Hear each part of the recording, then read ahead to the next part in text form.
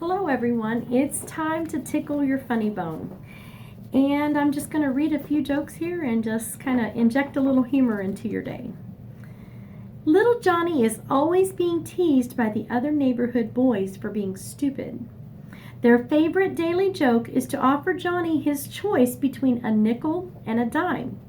And little Johnny always takes the nickel. One day after Johnny takes the nickel, a neighbor takes him aside and says, "Johnny, those boys are making fun of you. Don't you know that a dime is worth more than a nickel, even though the nickel looks bigger?" Johnny grins and says, "Oh, I know, but if I took the dime, they'd stop doing it, and so far I've made $20. Now who's the smart one, I guess? Okay. Let's see here. An elderly couple had just settled down for bed when the old man realized he left the lights on in the greenhouse in his backyard. Then he heard voices. 3 men had broken into the greenhouse. Scared, he called the police. The dispatcher replied he would send an officer as soon as one became available, as they were all out on calls. The old man waited a few minutes and then called dispatch again. He told the dispatcher, "Don't worry about sending an officer. I shot them robbers." In no time at all, the police were all over that place and they captured the robbers red-handed. One of the cops asked the old man, "I thought you said you shot the robbers." The old man replied, "I thought you said there weren't any officers available." Okay. A guy was driving and he told his girlfriend to stick her head out the window and see if the blinkers worked. She stuck her head out and said, "Yes, no, yes, no, yes, no." Okay. Teacher, whoever answers my next question can just go home. One boy throws his bag out the window. Teacher said, "Who just threw that?" The boy said, "Me, so now I'm going home." Okay. I don't think there's any on this page.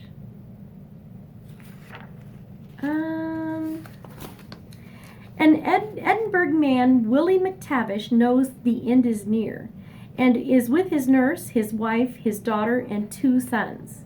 So he says to them, "Bernie, my eldest son, I want you to take the houses on the hill. Sybil, my only daughter, you take the flats in the main street and along the coast.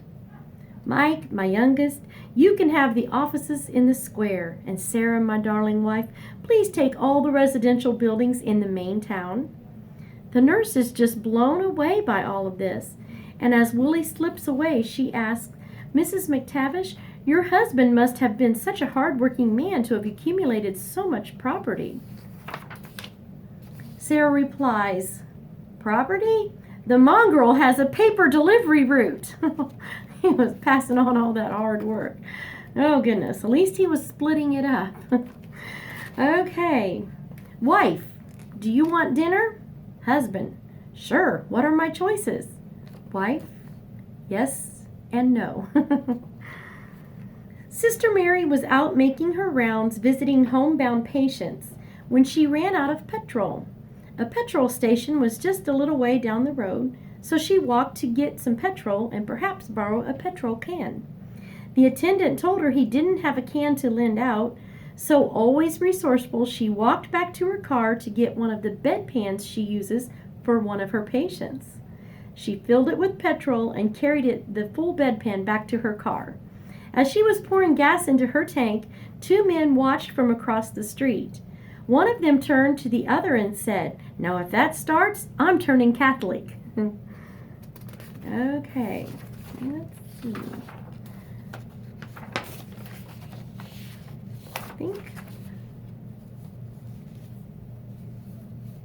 Okay, a man stormed into the kitchen and walked directly up to his wife.